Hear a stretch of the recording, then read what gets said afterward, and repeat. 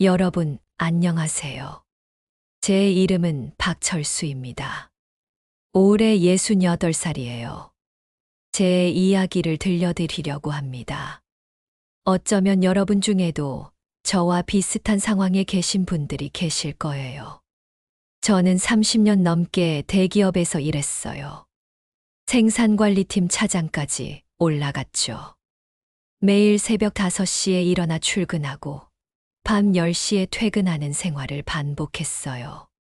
주말에도 회사 전화 오면 달려가고 그랬죠. 가족들한테는 미안했어요.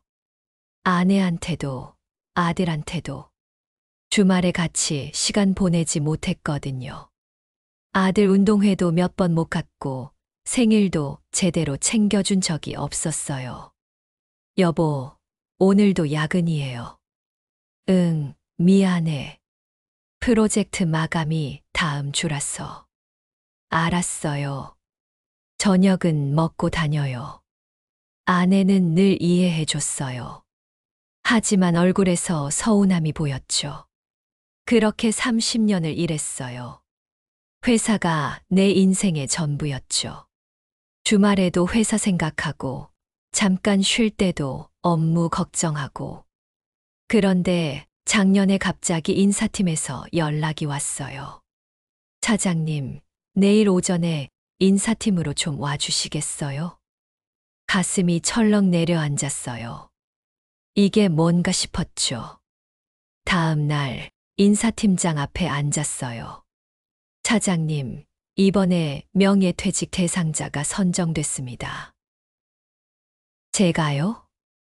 네, 차장님 연차도 많으시고 나이도 있으시니까요. 회사 방침입니다. 갑자기요. 저는 아직 일할 수 있는데. 죄송합니다. 이미 결정된 사항입니다. 대신 명예퇴직금은 넉넉하게 드릴게요. 얼마나요? 3억입니다. 퇴직금 2억에 위로금 1억 해서요. 3억이라는 돈이 크게 느껴졌지만 한편으로는 허탈했어요. 30년을 바쳤는데 이렇게 끝나는구나. 집에 와서 아내한테 말했어요. 여보, 나 회사에서 나가게 됐어. 뭐라고요? 명예퇴직이래. 다음 달까지만 다니면 돼. 아내 얼굴이 창백해졌어요. 여보, 그럼 우리 어떻게 살아요? 은퇴하기에는 아직 이르잖아요. 퇴직금 3억 받아. 그걸로 뭔가 해야지. 3억으로 뭘 해요? 창업하려고. 치킨집 어때? 치킨집이요? 여보, 그런 거 해본 적도 없잖아요. 배우면 되지. 요즘 치킨집 잘 되잖아.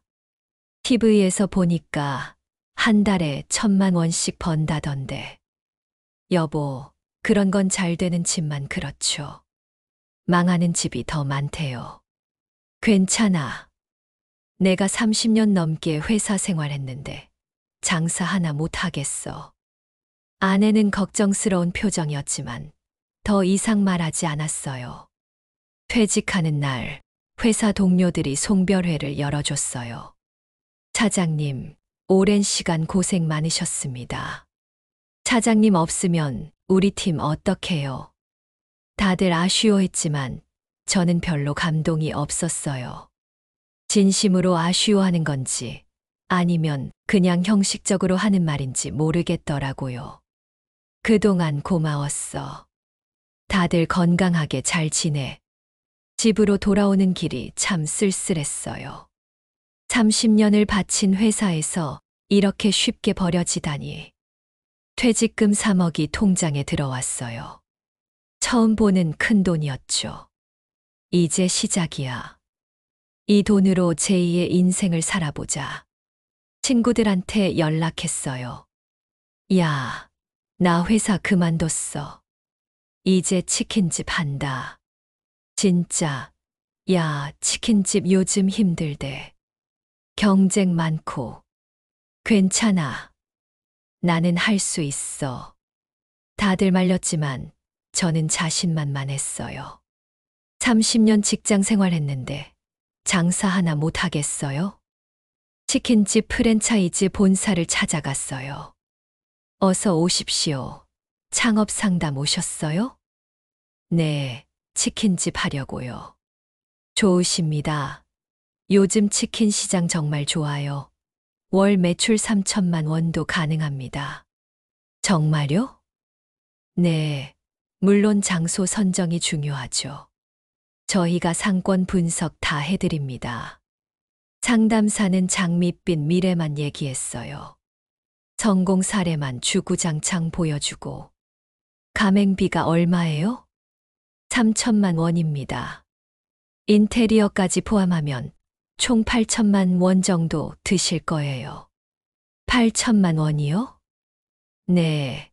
근데 보증금이랑 초기 운영 자금까지 합치면 1억 5천 정도는 준비하셔야 해요. 1억 5천이라니. 큰돈이었지만 월 매출 3천이면 금방 뽑을 수 있을 것 같았어요. 알겠습니다. 하겠습니다. 잘 결정하셨어요. 계약서 작성하시죠. 집에 와서 아내한테 말했어요. 여보, 계약했어. 다음 달부터 치킨집 시작해. 여보, 정말 괜찮겠어요? 괜찮아. 월 매출 3천이면 순이익만 1천만 원은 나온대. 진짜요? 응, 우리 이제 잘 살 수 있어. 아내도 조금 기대하는 눈빛이었어요. 하지만 그때는 몰랐죠. 이게 어떤 지옥의 시작인지. 가게 위치는 동네 상가 1층이었어요. 프랜차이즈 본사에서 추천한 곳이었죠. 여기 유동 인구 많고 학교도 가까워서 좋아요. 대박 날 곳입니다. 인테리어가 시작됐어요. 돈이 물 새듯 나갔죠. 사장님, 간판 추가하시면 50만 원 더 드는데 하실래요? 에어컨 좀 더 큰 거 하시는 게 좋을 것 같은데요. 여름에 손님 많으면 냉장고도 업소용으로 하셔야죠. 이게 100만 원 더 드는데 이것저것 추가하다 보니 예산을 훌쩍 넘어버렸어요. 여보, 예산 초과됐어요. 1억 8천 들었어요. 뭐, 1억 5천이라며? 추가 공사가 좀 들어가서. 에휴. 드디어 오픈 날이 됐어요. 가슴이 두근거렸어요. 잘 될 거야. 분명히 잘 될 거야. 오픈 첫날 손님이 제법 왔어요. 사장님, 치킨 하나요? 네, 감사합니다. 처음으로 치킨을 튀겼어요. 교육받은 대로 했는데 생각보다 어렵더라고요.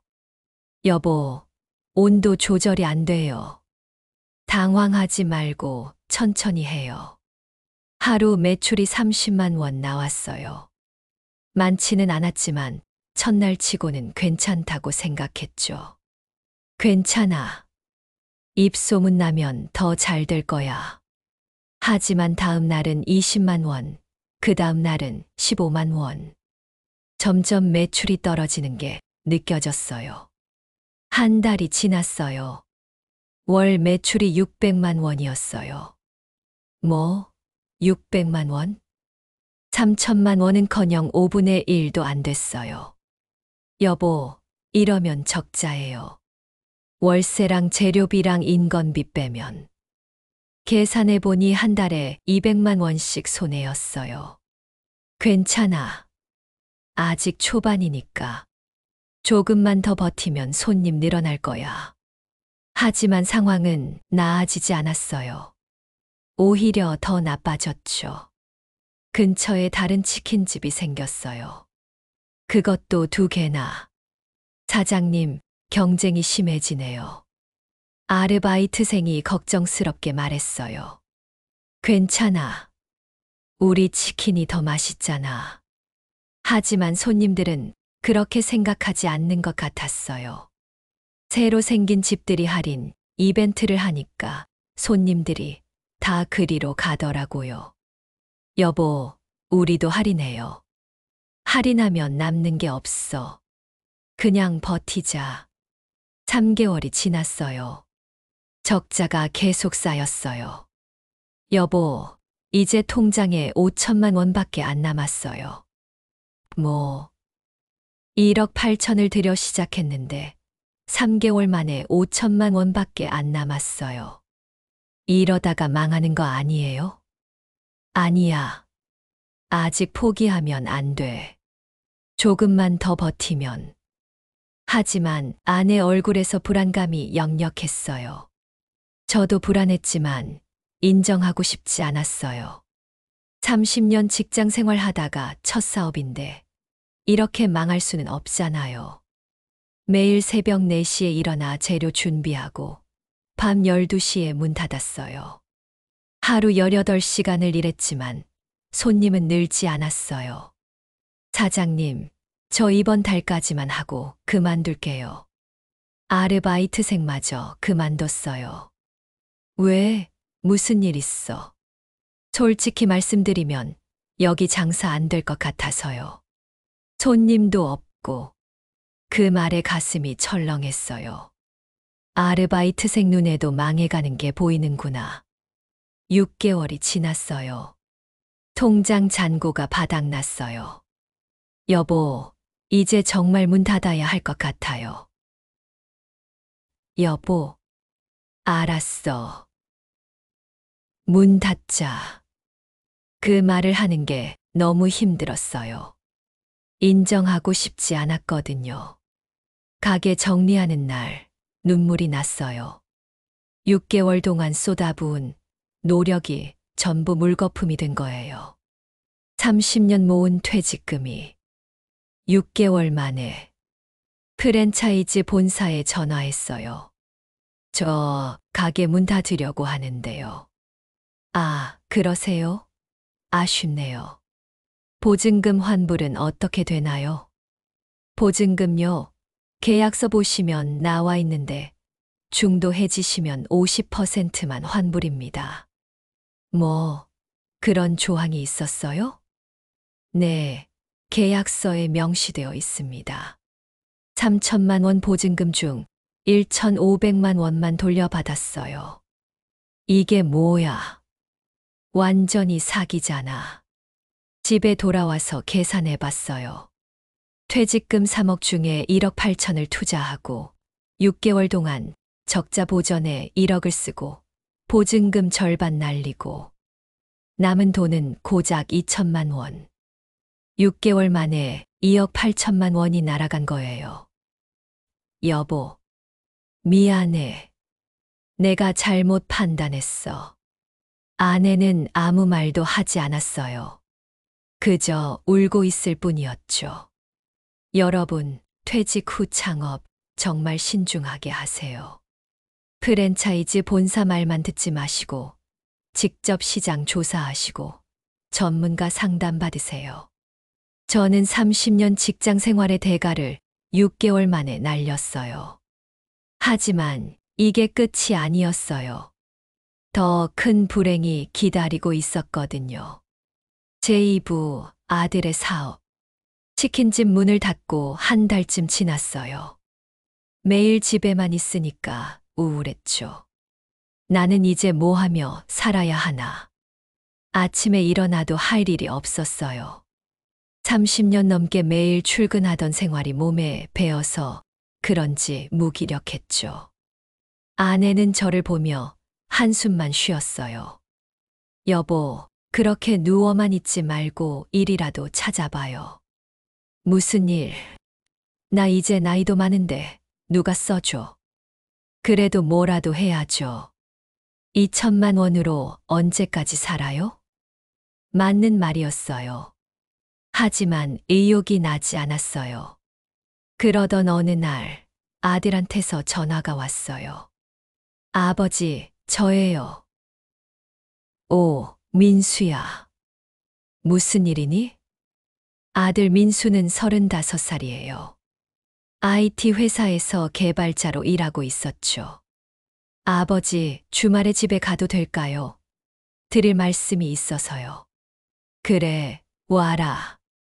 주말에 민수가 왔어요. 표정이 밝아 보이더라고요. 아버지, 어머니, 제가 좋은 소식이 있어요. 무슨 소식인데?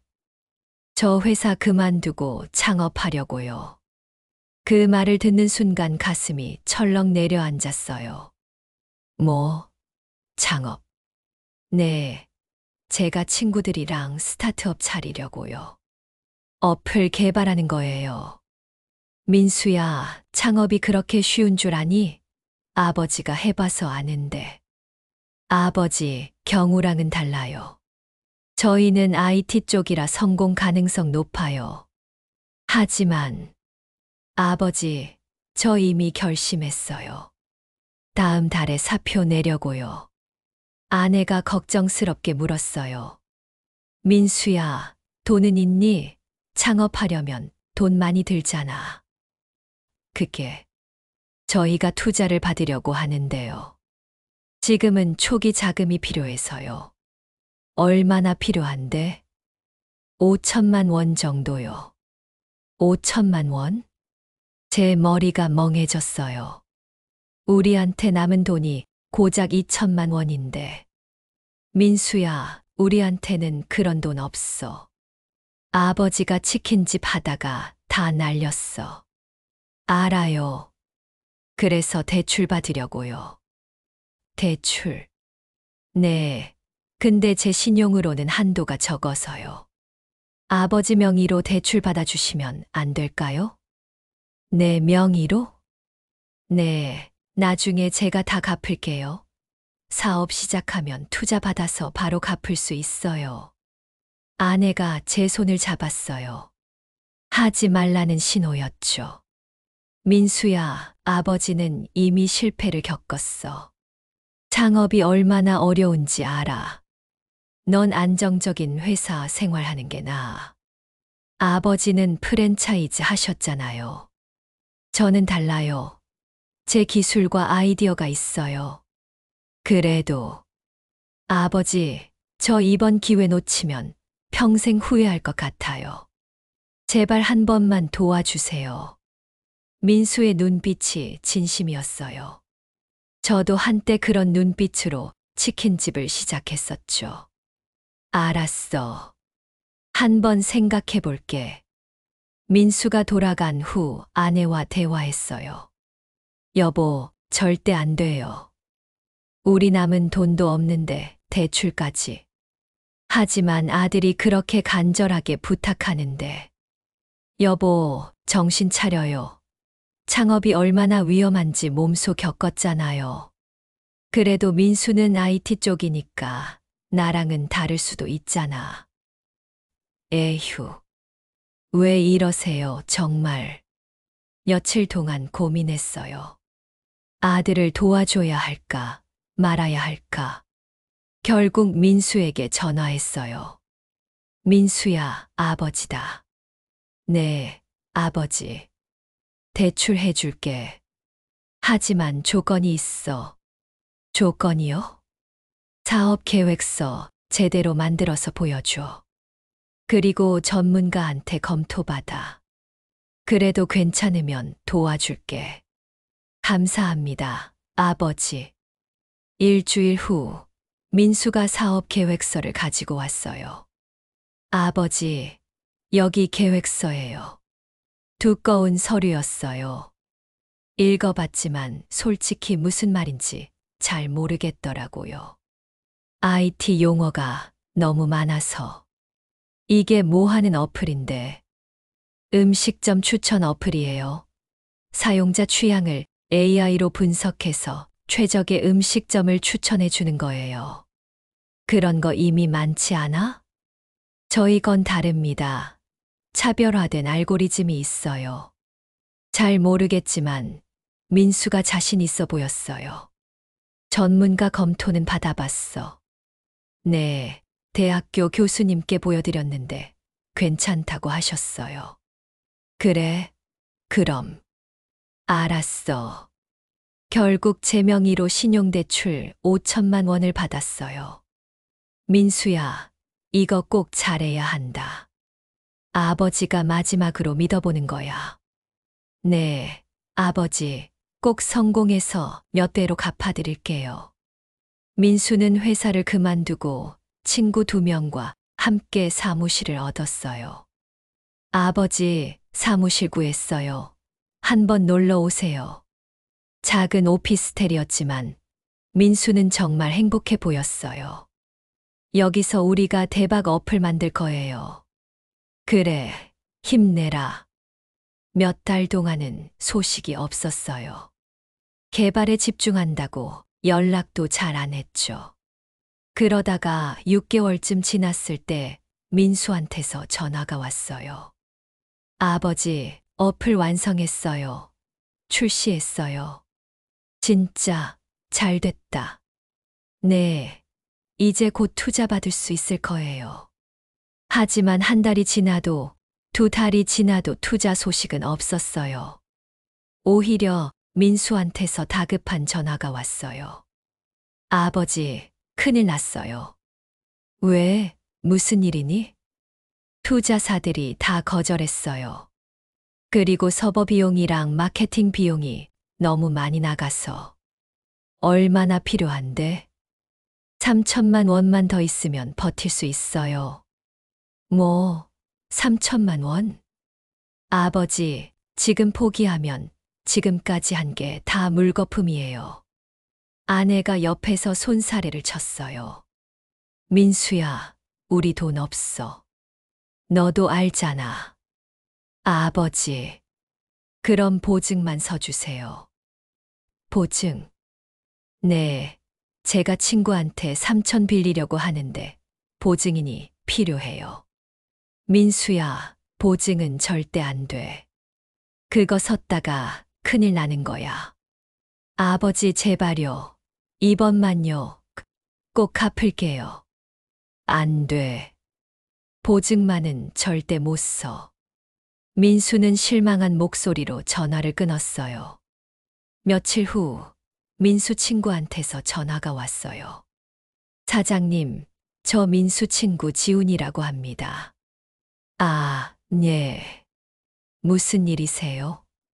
민수가 너무 힘들어해서요. 저희가 사업 포기하려고 하거든요.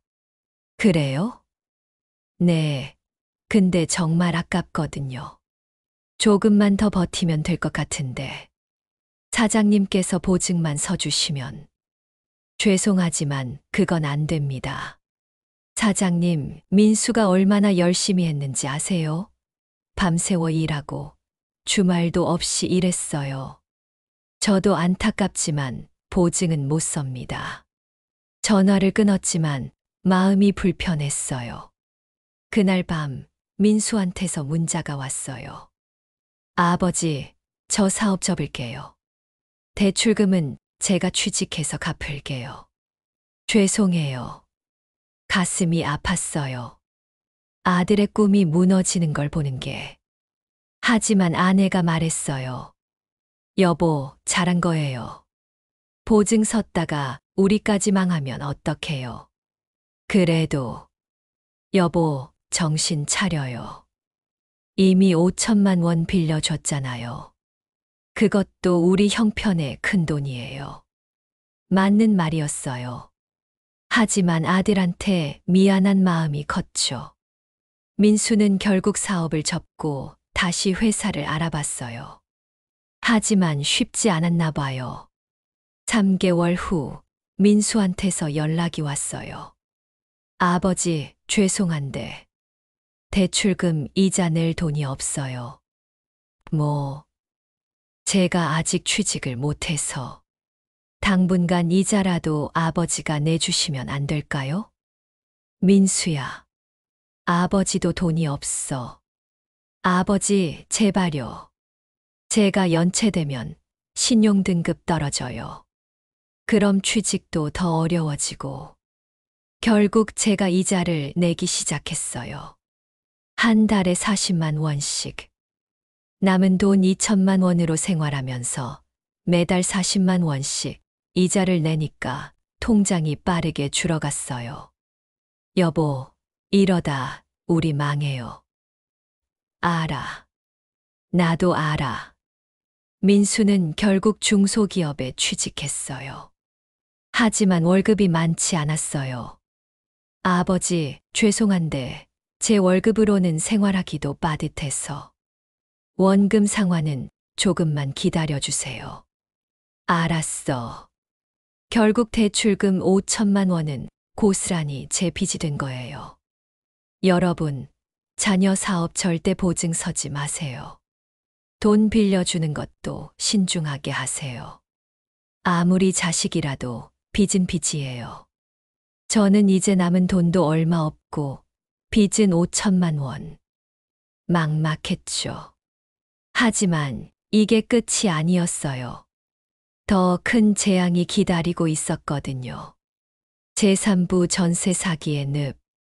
대출 이자를 내다 보니 통장 잔고가 바닥을 드러냈어요. 1년이 지나자 남은 돈이 500만 원밖에 없었죠. 여보, 이제 정말 어떻게 해요? 내가 일을 찾아봐야겠어. 60 후반 나이에 일자리를 구하는 게 쉽지 않았어요. 이력서를 넣어도 나이를 보고 다들 거절했죠. 죄송합니다. 연세가, 나이가 좀 있으시네요.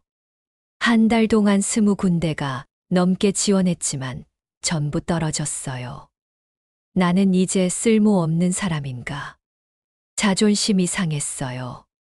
30년 넘게 대기업에서 일했던 제가 이런 취급을 받다니. 결국 경비 일을 시작했어요. 아파트 경비실이었죠. 사장님, 이번 달부터 출근하시면 됩니다. 월급은 220만 원입니다. 네, 알겠습니다. 220만 원. 대출 이자 40만 원 빼면 180만 원. 그나마 다행이라고 생각했어요. 새벽 6시부터 오후 2시까지 일했어요. 주민들한테 인사받고, 택배 정리하고, CCTV 확인하고. 처음에는 자존심 상했지만 어쩔 수 없었어요. 돈이 필요했으니까요. 아저씨, 택배 좀 올려주세요. 네, 알겠습니다. 젊은 사람들이 반말하는 것도 참아야 했어요. 나이 많은 경비원은 그런 대접을 받는 거니까. 집에 돌아오면 온몸이 아팠어요. 나이가 있으니까 체력이 딸리더라고요. 여보, 힘들어 보여요. 괜찮아. 이 정도는. 하지만 괜찮지 않았어요. 매일 진통제를 먹어야 버틸 수 있었죠. 그러던 어느 날 집주인한테서 연락이 왔어요. 철수 씨, 저예요. 아, 사장님. 무슨 일이세요? 우리는 전세로 살고 있었어요. 전세금 1억 5천만 원. 철수 씨, 죄송한데 이번에 집을 팔려고 해서요. 네, 갑자기요. 급하게 돈이 필요해서요. 다음 달까지 이사 나가주시면 안 될까요? 다음 달이요? 그건 너무 급한데요. 죄송합니다. 제 사정이 그래서요. 전세금은 제때 돌려드릴게요. 전화를 끊고 아내한테 말했어요. 여보, 이사 가야 할 것 같아. 네. 왜요? 집주인이 집을 판대. 어떻게? 다른 집을 어떻게 구해요? 우리한테 남은 돈은 거의 없었어요. 전세금 1억 5천을 돌려받아도 그 돈으로 다시 전세를 구하면 추가 비용이 들 텐데. 부동산에 갔어요. 사장님, 전세 1억 5천짜리 집 있나요? 1억 5천이요. 요즘 전세가가 많이 올라서. 그 정도면 좀 외곽으로 나가셔야 할 거예요. 외곽이요? 네. 아니면 반지 하나 옥탑방. 반지 하나 옥탑방이라니. 평생 제대로 된 집에서 살았는데. 좀 더 알아볼게요. 여러 부동산을 돌아다녔어요. 그러다가 한 부동산에서 괜찮은 집을 소개받았어요. 사장님, 이 집 어때요? 전세 1억 3천이에요. 1억 3천요. 어디예요? 수원이에요. 좀 외곽이긴 한데 집은 깨끗해요. 한번 볼게요. 다음 날 아내와 함께 집을 보러 갔어요. 생각보다 괜찮아 보이더라고요. 여보, 이 집 괜찮은데요. 그러네. 깨끗하고 집주인을 만났어요. 40대 남자였는데 웃으면서 친절하게 대해줬어요. 어르신들, 이 집 정말 좋아요. 제가 직접 리모델링 했거든요. 집이 깨끗하네요. 네, 제가 공들여서 했어요. 전세 1억 3천에 드릴게요. 등기부등본 볼 수 있을까요? 네, 여기 있어요. 등기부를 확인했어요. 집 주인 명의로 되어 있고 근저당도 별로 없어 보였어요. 괜찮은 것 같은데요. 그럼 계약하시겠어요? 네, 하겠습니다. 계약서를 썼어요. 전세금 1억 3천만 원. 이사는 언제 하실 거예요? 다음 달 초에 할게요. 네, 알겠습니다. 집주인이 친절하게 배웅해 줬어요. 집으로 돌아오는 길에 아내가 말했어요.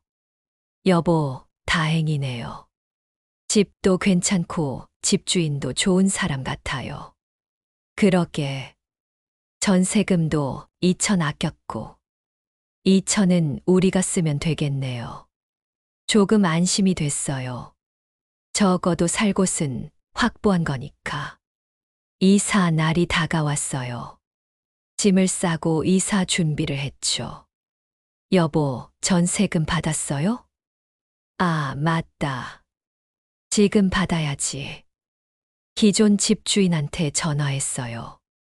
사장님, 전세금 이체 부탁드려요.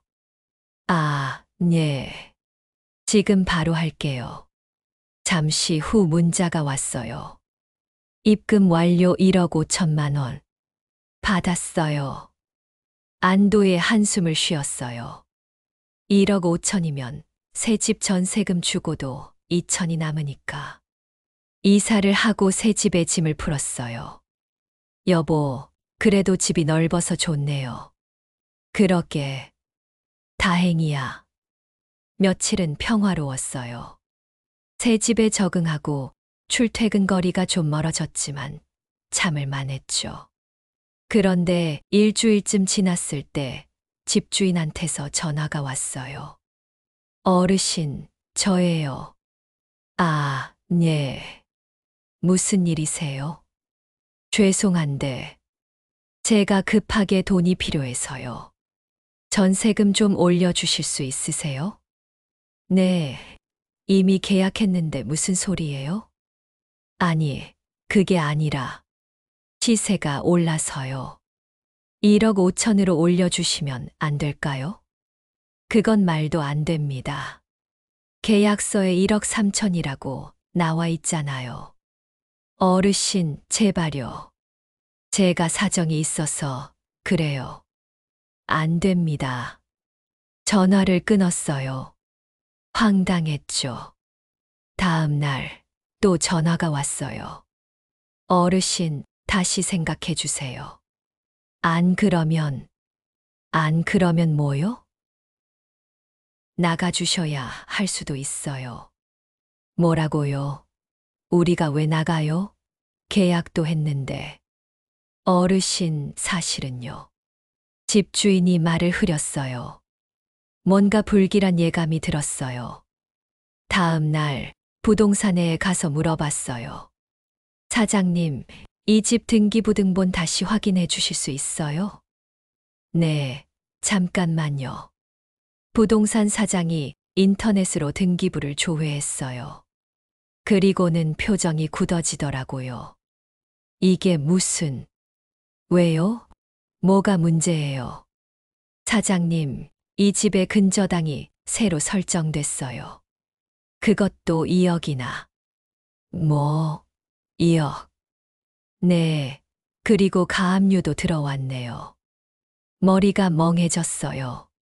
그게 무슨 말이에요? 사장님, 이거 전세 사기 같은데요. 전세 사기?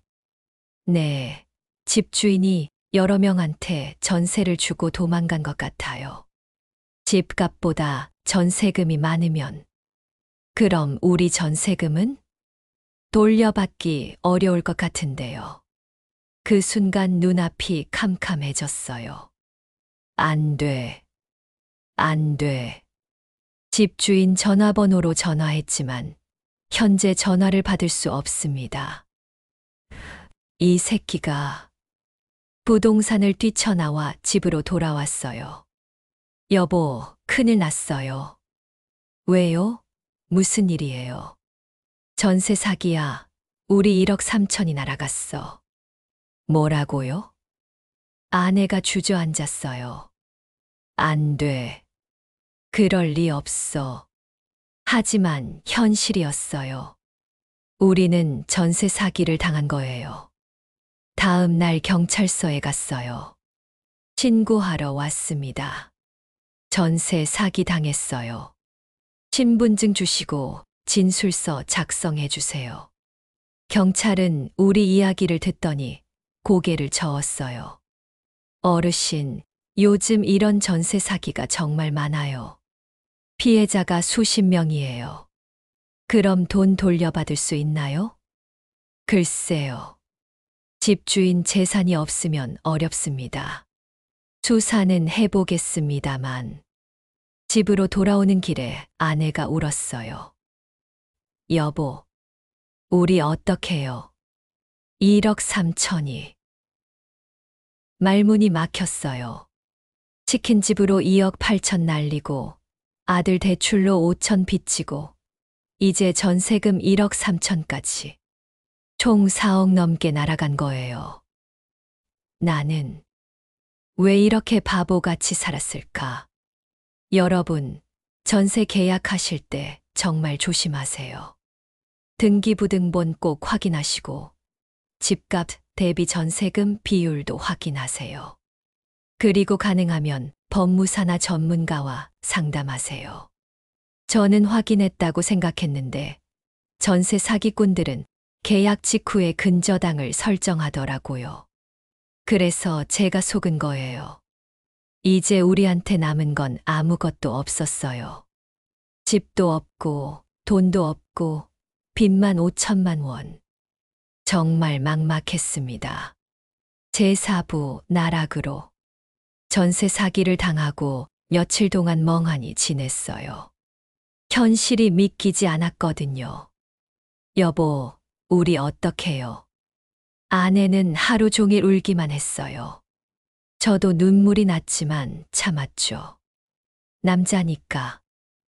일단 이 집에서 계속 살 수 있나 알아봐야겠어. 변호사를 찾아갔어요. 무료 법률 상담이었죠. 변호사님, 우리 같은 경우 집에서 계속 살 수 있나요? 변호사는 서류를 검토하더니 고개를 저었어요. 어렵습니다. 집의 근저당이 2억이나 설정되어 있으면 경매로 넘어갈 가능성이 높아요. 경매요? 네, 그럼 낙찰자가 나오고 그 사람한테서 집을 인도해야 합니다. 우리 전세금은요? 집이 경매로 팔리면 배당을 받게 되는데 근저당권자가 우선이라 전세금 전액을 받기는 어려울 거예요. 그럼 얼마나 받을 수 있어요? 집값이 2억 5천 정도 되는데 근저당 2억을 빼면 아마 3천에서 5천 정도? 5천만 원요?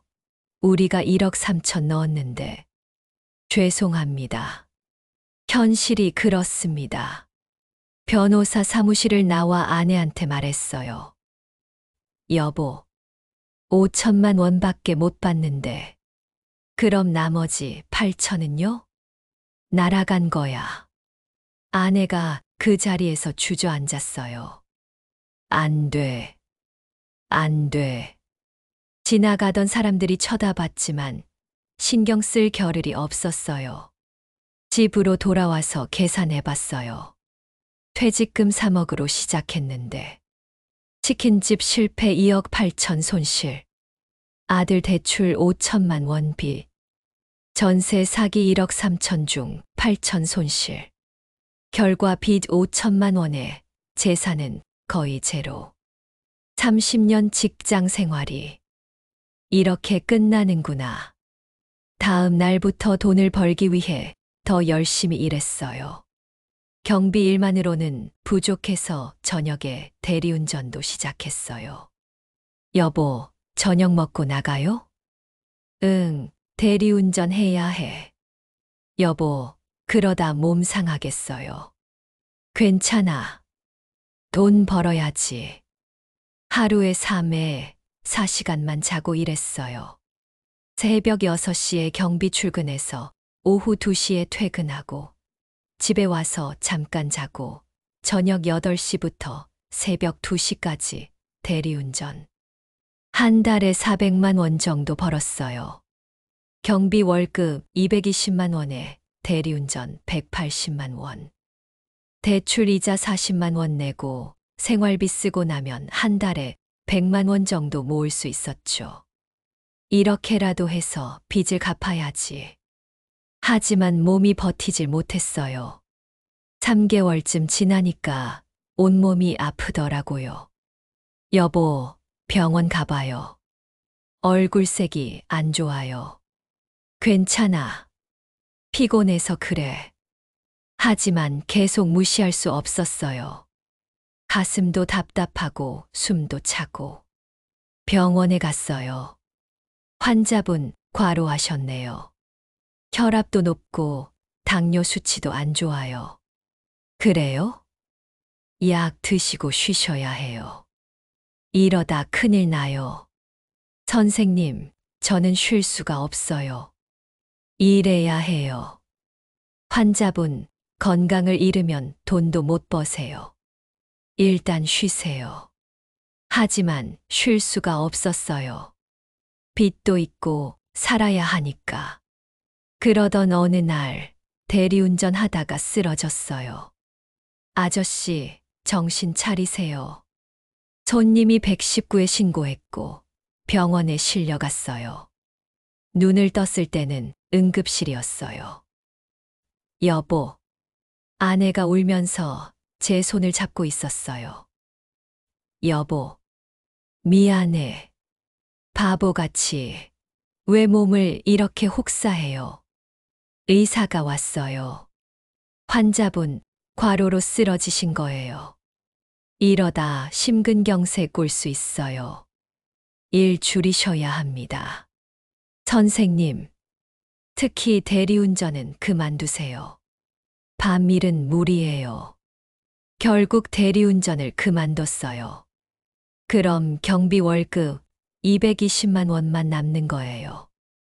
여보, 220만 원으로 어떻게 살아요? 일단 버티자. 어떻게든 되겠지. 하지만 안 됐어요. 대출 이자 40만 원 내고 생활비 쓰고 병원비 쓰고 나면 남는 게 없었어요. 2개월쯤 지나니까 대출 이자도 못 냈어요. 은행에서 전화가 왔어요. 고객님, 대출 이자 연체되셨는데요. 죄송합니다. 다음 달에 낼게요.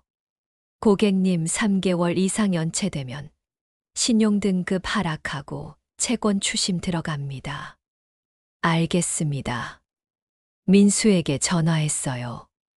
민수야, 미안한데 대출 이자 좀 내줄 수 있니? 아버지, 저도 지금 여유가 없어서요. 민수야, 이러다 아버지 신용불량자 돼.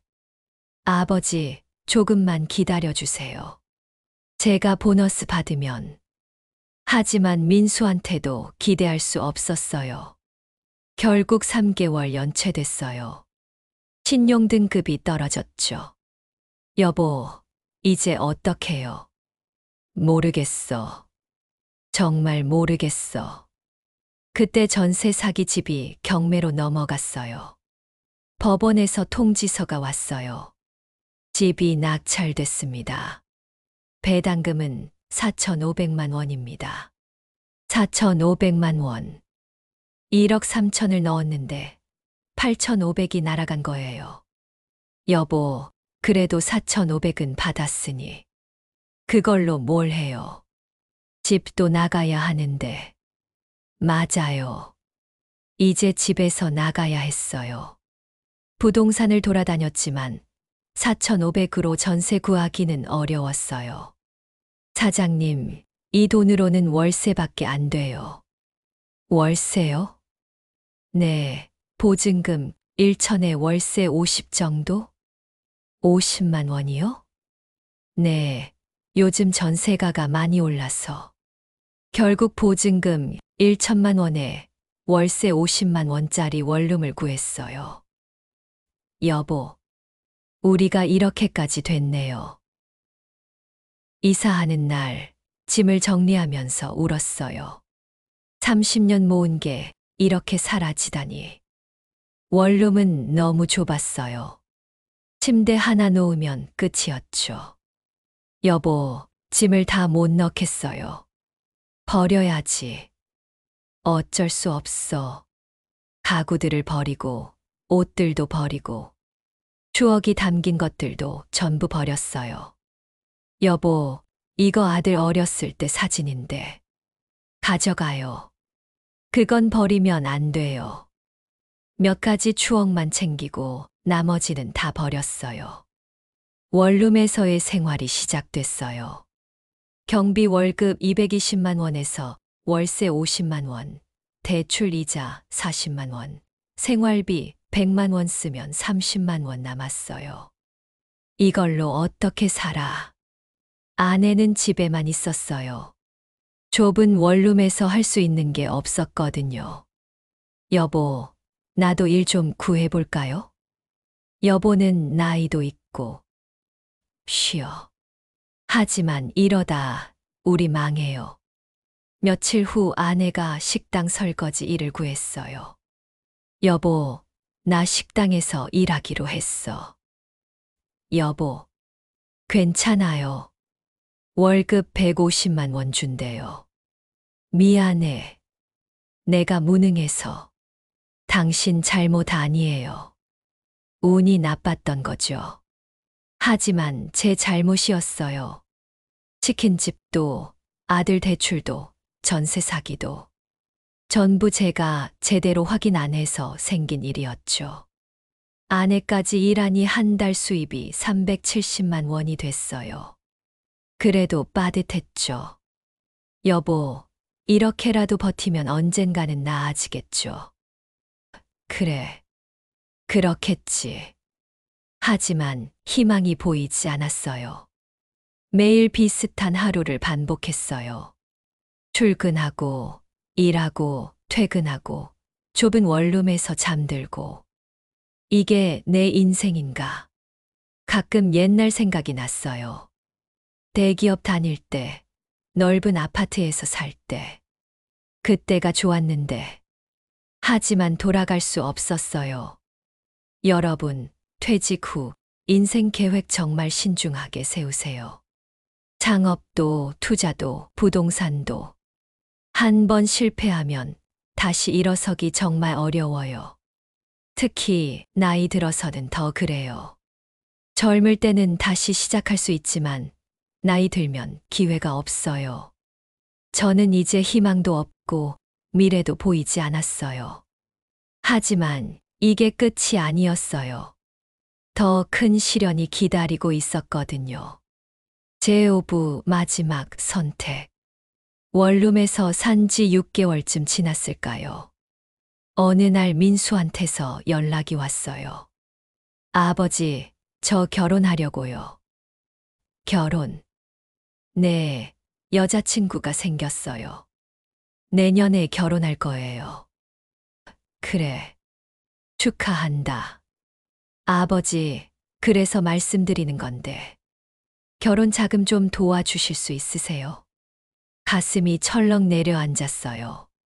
민수야, 아버지가 지금 도와줄 형편이 안 돼. 아버지, 저도 아버지 사정 알아요. 근데 결혼하려면 전세금이랑 예물이랑. 민수야, 미안하다. 정말 미안한데 아버지는.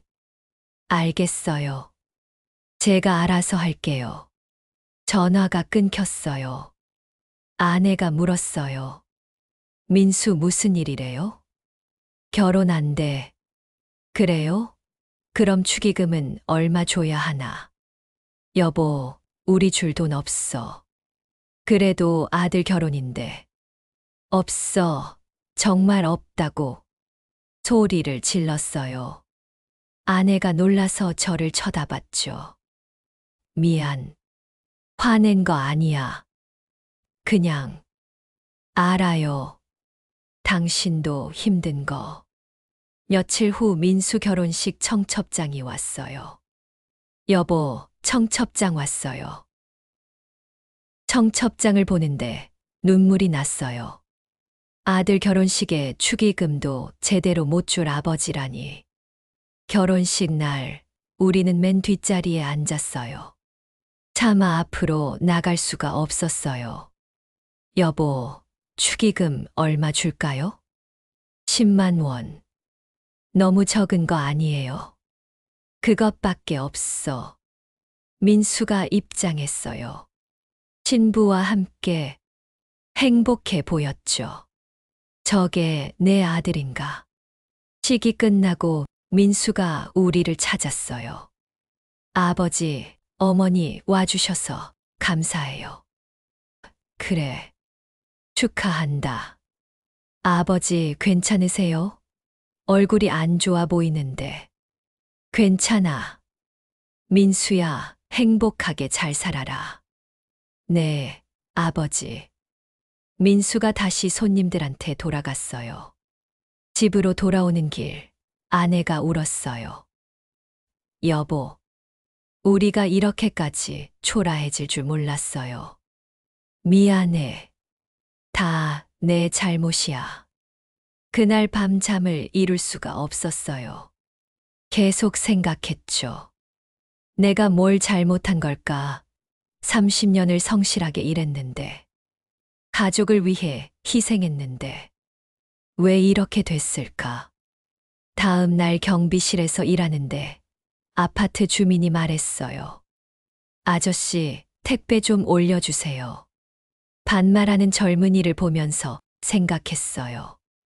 나도 저 나이 때는 잘 나갔는데.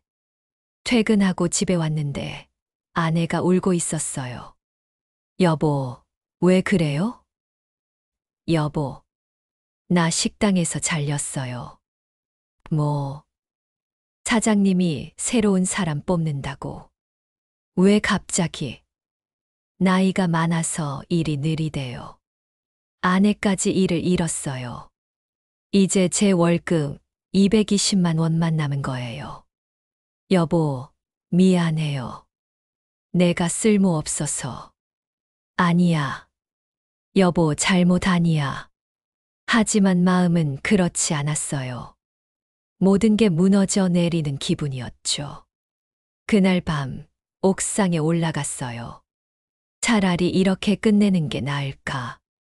아래를 내려다봤어요. 뛰어내리면 끝이겠죠. 모든 고통이. 여보. 아내가 올라왔어요. 여보, 뭐 해요? 아무것도. 거짓말하지 마요. 나 다 알아요. 아내가 저를 끌어안았어요. 여보, 제발. 저 혼자 두고 가지 마요. 미안해. 나는 너무 힘들어. 나도 힘들어요. 근데 같이 버텨야죠. 어떻게 버텨? 희망도 없는데. 희망이 없어도 살아야죠. 우리 민수도 있잖아요. 민수. 민수는 이제 자기 인생 살아야지. 여보, 제발. 정신 차려요. 아내와 함께 한참을 울었어요. 다음 날 정신건강의학과에 갔어요. 선생님, 저 우울증 같아요. 언제부터 그러셨어요? 요즘 사는 게 너무 힘들어서요. 무슨 일 있으셨어요? 제 이야기를 했어요. 퇴직하고 치킨집 망하고 전세 사기 당하고 힘드셨겠네요. 선생님, 저 어떻게 해야 해요? 일단 약 처방해 드릴게요. 그리고 상담 받으시는 게 좋을 것 같아요. 상담이요? 네. 혼자 끙끙 앓지 마시고 전문가와 이야기하세요. 약을 받아서 먹기 시작했어요. 조금은 나아지는 것 같았어요.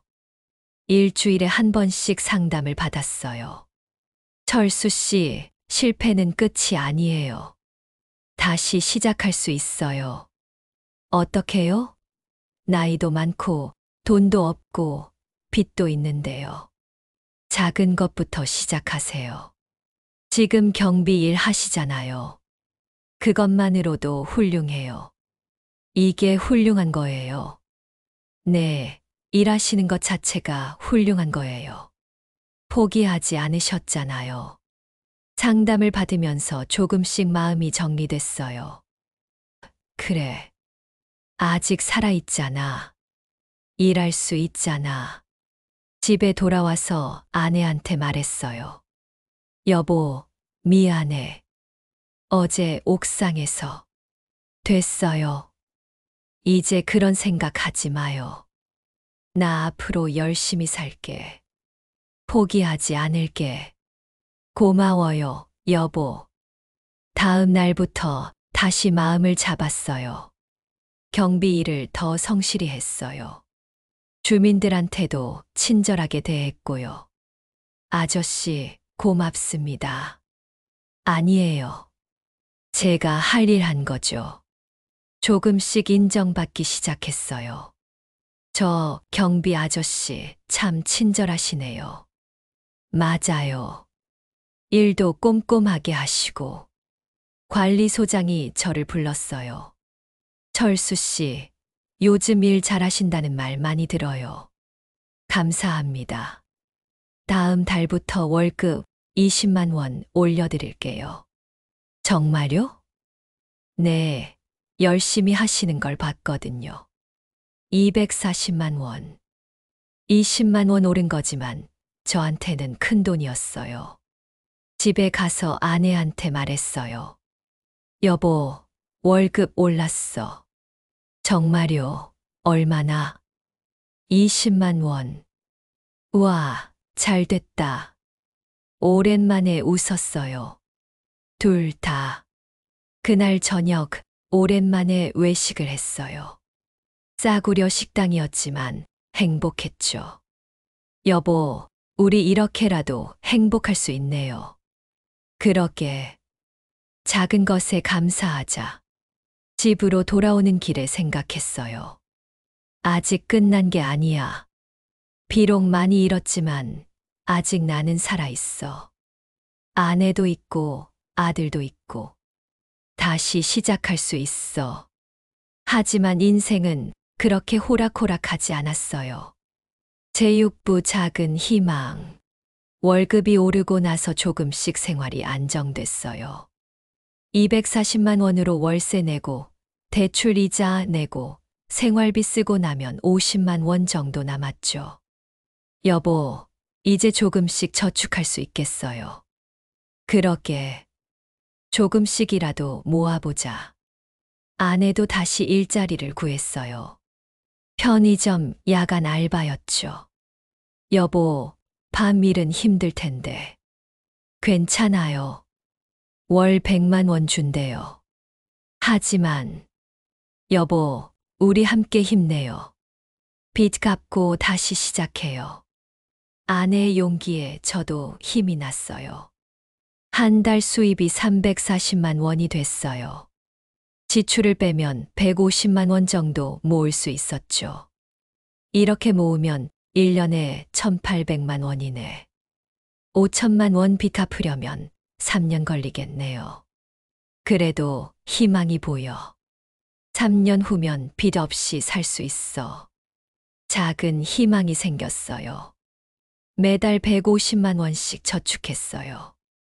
통장 잔고가 조금씩 늘어나는 게 보였죠. 여보, 300만 원 모였어요. 우리 정말 잘하고 있어. 6개월쯤 지났을 때 통장에 900만 원이 모였어요. 1천만 원까지 조금 남았네. 그럼 대출 원금 좀 갚을 수 있겠어요. 은행에 가서 대출 원금 500만 원을 상환했어요.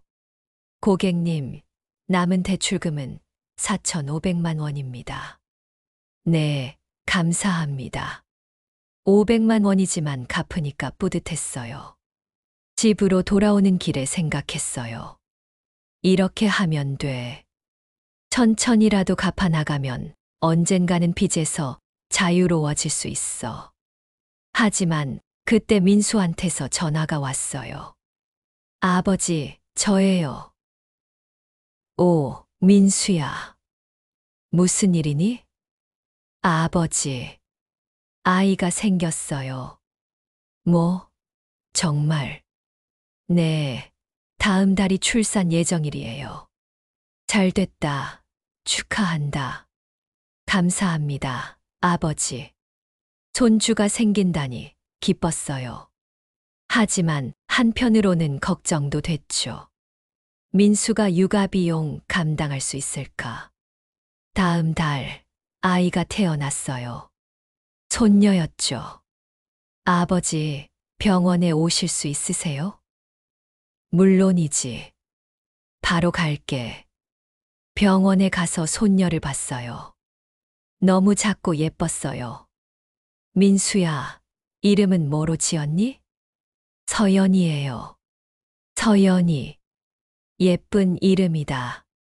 손녀를 안아봤어요. 따뜻했죠. 할아버지가 많이 도와주지 못해서 미안하구나. 며느리가 말했어요. 아버님, 괜찮아요. 저희가 알아서 할게요. 고맙다. 하지만 미안한 마음이 컸어요. 손주 출산 선물도 제대로 못 해주고 집에 돌아와서 아내한테 말했어요. 여보, 손녀한테 선물이라도 사줘야 하지 않을까? 그래야죠. 뭐 살까요? 옷이랑 장난감. 좋아요. 백화점에 가서 아기 옷을 샀어요. 30만 원 들었죠. 여보, 너무 비싼 거 아니에요. 괜찮아.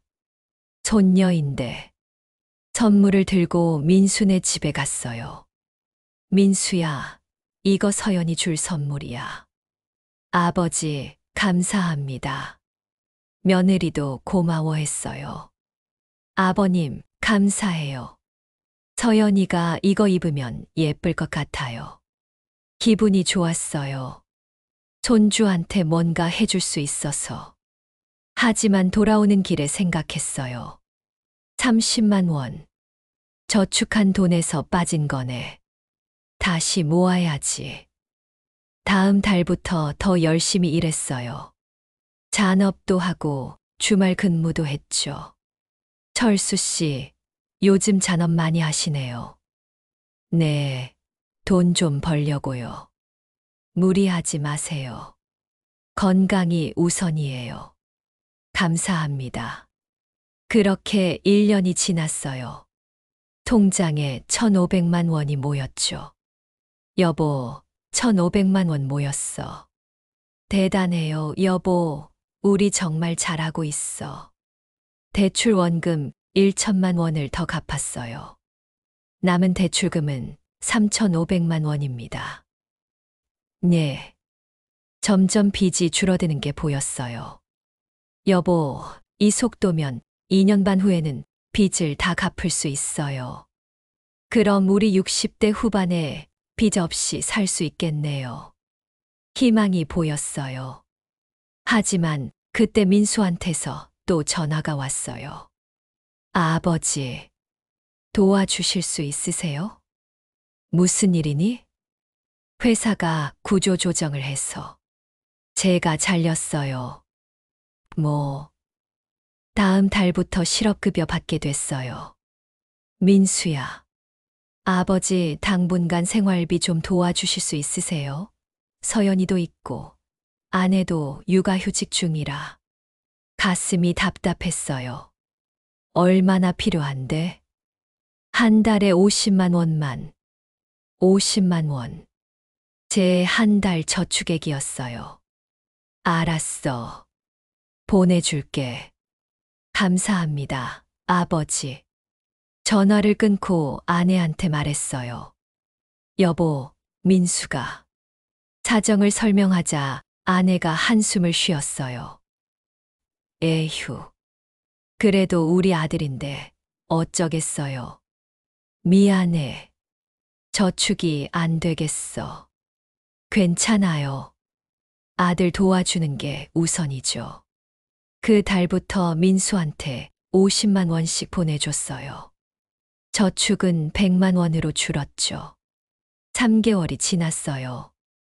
민수는 아직 취직을 못했어요. 아버지, 다음 달에도. 알았어. 6개월이 지났어요.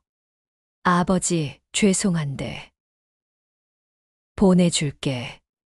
결국 6개월 동안 300만 원을 보냈어요. 통장 잔고가 1000만 원으로 줄었죠. 여보, 우리 계획이 다 틀어졌어요. 어쩔 수 없어. 아들이잖아. 하지만 그때 민수한테서 연락이 왔어요. 아버지 취직했어요. 정말? 네, 다음 주부터 출근해요. 감사합니다, 아버지. 잘 됐다. 다행이었어요. 이제 다시 저축할 수 있겠죠. 하지만 그 기쁨도 잠시 아내가 쓰러졌어요. 여보, 병원에 실려갔어요. 보호자분, 환자가 과로로 쓰러졌어요. 나이도 있으시고 밤일은 무리예요. 그럼 어떻게 해요? 일 그만두시고 쉬셔야 해요. 아내가 편의점 알바를 그만뒀어요. 수입이 240만 원으로 줄었죠. 여보, 미안해. 아니야. 여보 건강이 우선이야. 하지만 저축은 거의 불가능해졌어요. 월세 50만 원, 대출 이자 30만 원 원금 갚아서 줄었지만 생활비 130만 원, 병원비 30만 원. 거의 빠듯했어요. 여보, 이제 어떡해요? 일단 버티자. 어떻게든 되겠지. 하지만 희망이 점점 멀어지는 느낌이었어요. 여러분, 인생은 계획대로 되지 않아요. 작은 희망이 보이다가도 예상치 못한 일들이 생기죠. 중요한 건 포기하지 않는 거예요. 계속 버티는 거죠. 저는 아직도 버티고 있어요.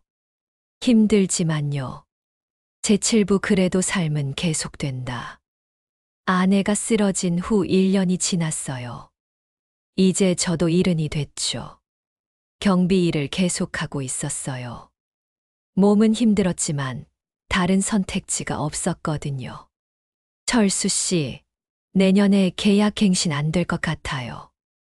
어느 날 관리소장이 말했어요. 네, 왜요? 나이 제한이 있어서요. 일은 넘으면 보험 문제도 있고. 하지만 죄송합니다.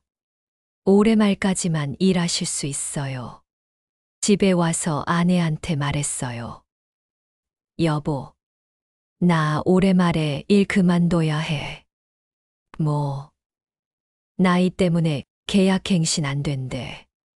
그럼 우리 어떻게 살아요? 모르겠어. 정말 모르겠어. 다시 일자리를 찾기 시작했어요. 하지만 이른 나이에 구하기는 더 어려웠죠. 나이가 너무 많으시네요. 죄송합니다. 한 달 동안 알아봤지만 안 됐어요. 결국 택배 상하차 일을 시작했어요. 하루 4시간, 월 150만 원. 여보, 그 일은 너무 힘들지 않아요? 어쩔 수 없어. 다른 일이 없어. 새벽 3시에 일어나 물류센터로 갔어요. 택배를 나르고 분류하고. 처음 며칠은 정말 힘들었어요. 온몸이 쑤시고 아팠죠. 할아버지, 괜찮으세요? 젊은 알바생이 걱정스럽게 물었어요. 괜찮아. 조금 쉬면 돼. 하지만 괜찮지 않았어요. 일주일쯤 지나니까 허리가 나갔어요. 택배 상자를 들다가 주저앉았어요. 할아버지, 병원 가봐야 해요. 괜찮아. 조금만 쉬면. 하지만 일어설 수가 없었어요. 결국 병원에 갔어요. 환자분 허리 디스크예요. 나이도 있으시고 무거운 거 들으면 안 돼요. 선생님, 저는 일해야 해요. 환자분, 이러다 더 큰 문제 생겨요. 일 그만두셔야 합니다. 택배 일도 그만뒀어요. 이제 수입이 제로가 됐어요. 여보, 우리 어떡해요? 통장에 남은 돈은 1,000만 원. 빚은 3,500만 원. 복지관 가서 도움받을 수 있나 알아봐야겠어. 복지관에 갔어요. 어르신, 기초생활수급자 신청하실 수 있어요. 그게 뭐예요? 정부에서 생활비 지원해 주는 거예요. 한 달에 120만 원 정도 받으실 수 있어요. 신청할게요. 서류를 제출했어요. 한 달 후 승인이 났죠. 어르신 승인됐어요. 다음 달부터 120만 원씩 받으실 수 있어요. 감사합니다. 기쁜지 슬픈지 모르겠더라고요. 국가 지원을 받아야 할 처지가 됐다니. 하지만 어쩔 수 없었어요. 살아야 하니까. 120만 원으로 월세 50만 원 내고 생활비 쓰면 빠듯했어요. 대출 이자는 못 냈어요. 은행에서 독촉 전화가 왔어요. 고객님, 이자 6개월 연체됐습니다. 이러면 신용회복위원회 가셔야 해요. 알겠습니다. 신용회복위원회에 갔어요. 어르신, 개인회생 신청하시는 게 좋을 것 같아요. 개인회생이요. 네, 빚을 줄여주고 장기 분할 상환하는 거예요. 얼마나 줄여주나요?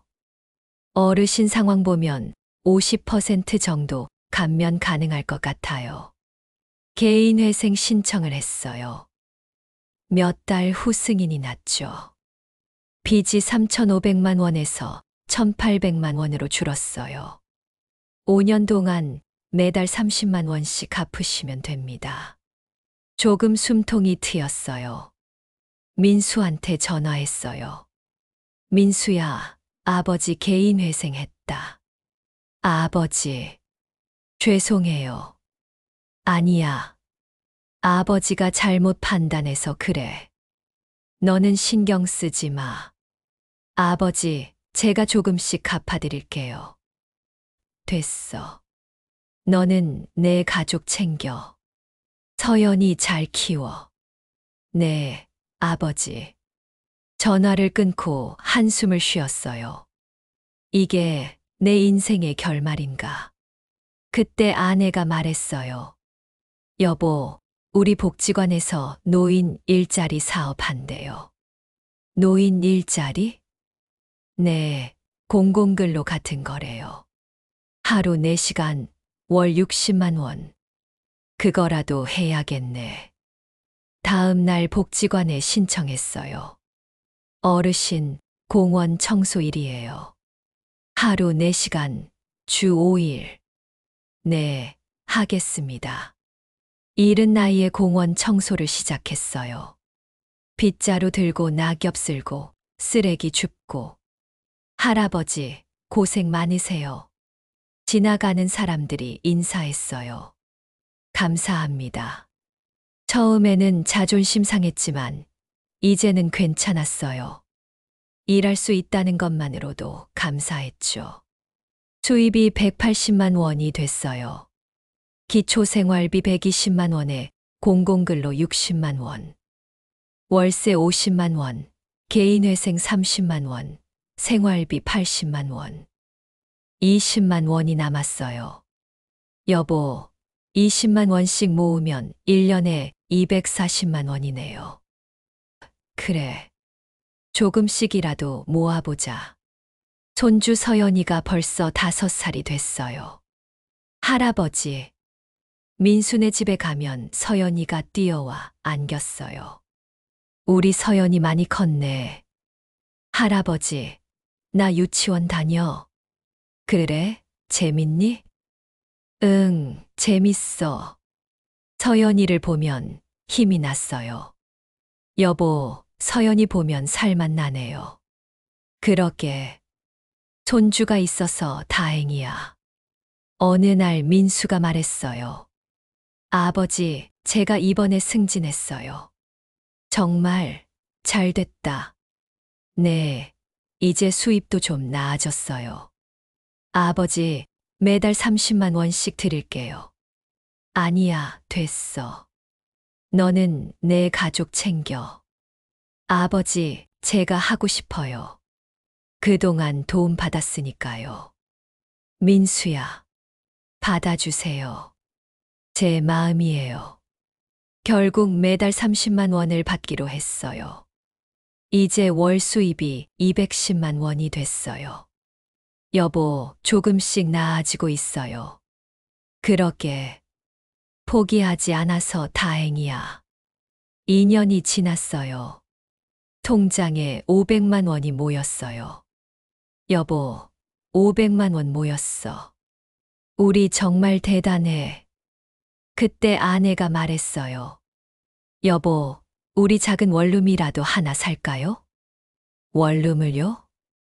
네, 월세 내느니 차라리 사는 게 나을 것 같아요.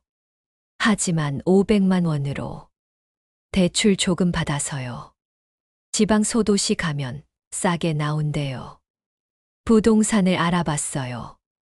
어르신, 여기 충남 5시 원룸이에요. 5천만 원이에요. 5천만 원이요? 네, 여기는 가격이 싸요.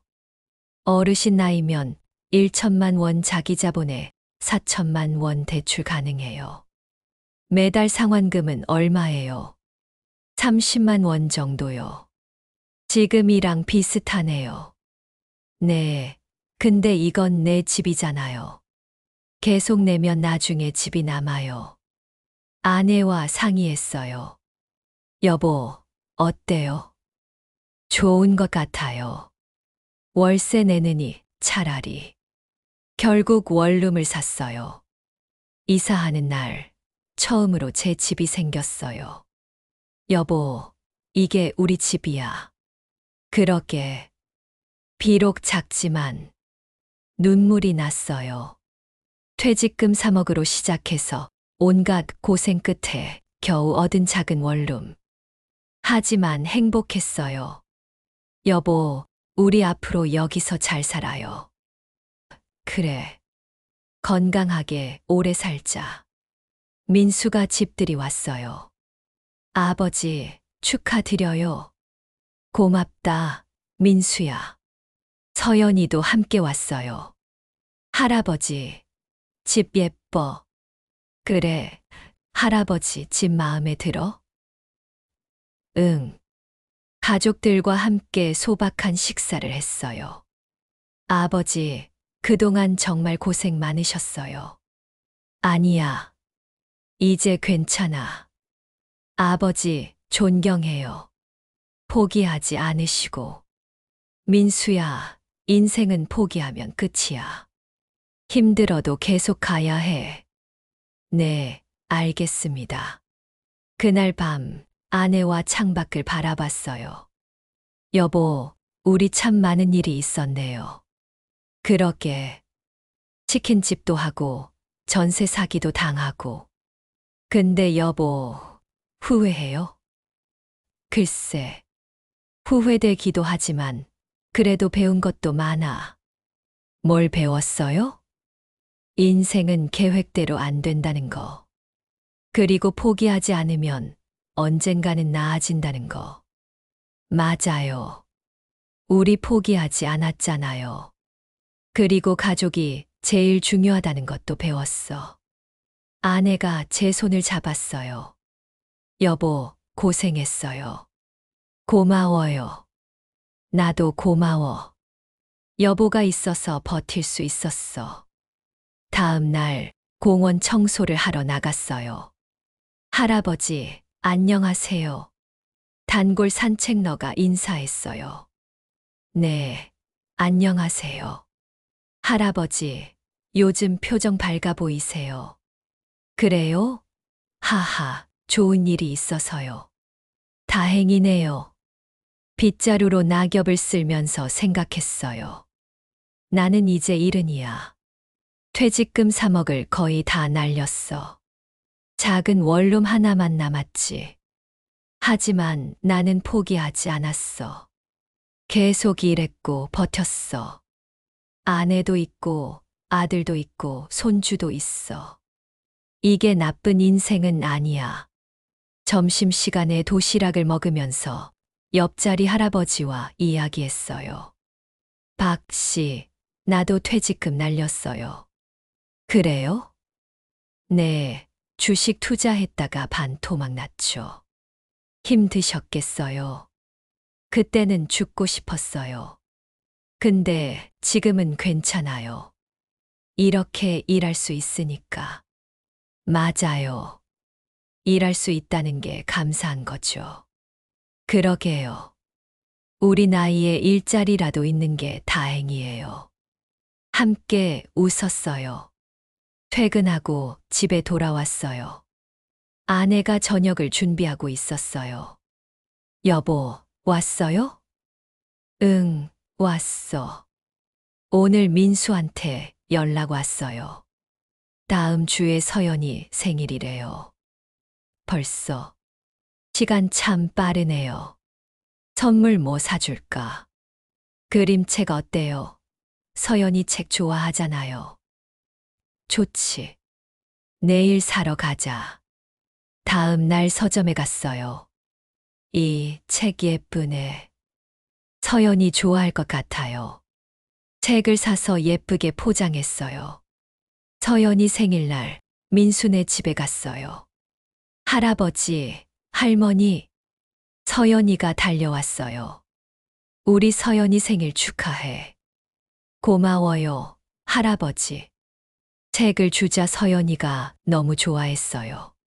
와, 공주님 책이다. 서연이가 좋아하니 할아버지도 기뻐. 소박한 생일 파티였지만 행복했어요. 케이크를 자르고 노래를 부르고 함께 웃었죠. 집으로 돌아오는 길에 아내가 말했어요. 여보, 오늘 행복했어요. 나도. 큰 집도 없고 돈도 많지 않지만 이런 게 행복인 것 같아요. 맞아. 가족이 함께 있는 게 행복이야. 그날 밤 일기를 썼어요. 2024년 12월 31일. 나는 이제 70살이다.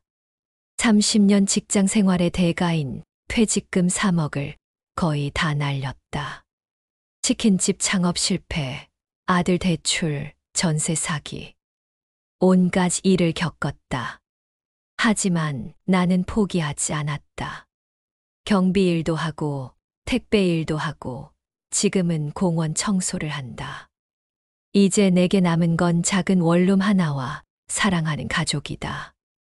많이 잃었지만 많이 배웠다. 인생은 계획대로 되지 않는다. 하지만 포기하지 않으면 언젠가는 나아진다. 나는 오늘도 살아있다. 그것만으로도 감사하다. 여러분, 제 이야기를 여기까지 들어주셔서 감사합니다.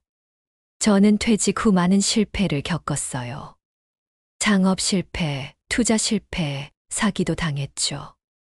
하지만 포기하지 않았어요. 여러분께 드리고 싶은 조언. 1점 퇴직 후 창업은 정말 신중하게 하세요. 프랜차이즈 본사 말만 믿지 마세요. 직접 시장 조사하세요. 최소 6개월은 해당 업종 경험해 보세요. 전문가 상담 받으세요. 2점 자녀 사업은 더욱 신중하게 판단하세요. 감정보다 이성적으로 판단하세요. 보증은 절대 서지 마세요. 줄 수 있는 만큼만 주세요. 3점 전세 계약 시 철저히 확인하세요. 등기부등본 꼭 확인하세요. 집값 대비 전세금 비율 확인하세요. 계약 직후에도 다시 확인하세요. 법무사 도움 받으세요. 4점 실패해도 포기하지 마세요. 나이 들어서도 일할 수 있어요. 작은 수입이라도 감사하게 생각하세요. 정부 지원 제도 활용하세요. 개인회생 등 법적 구제 방법 알아보세요. 5점 가족이 가장 중요합니다. 돈은 잃어도 가족은 잃으면 안 돼요. 서로 이해하고 도와가며 살아요. 작은 행복에 감사하세요. 저는 지금도 하루하루 열심히 살고 있어요. 공원 청소 일하고 손주 보며 아내와 소박하게 살아가죠. 많은 걸 잃었지만 포기하지 않았어요.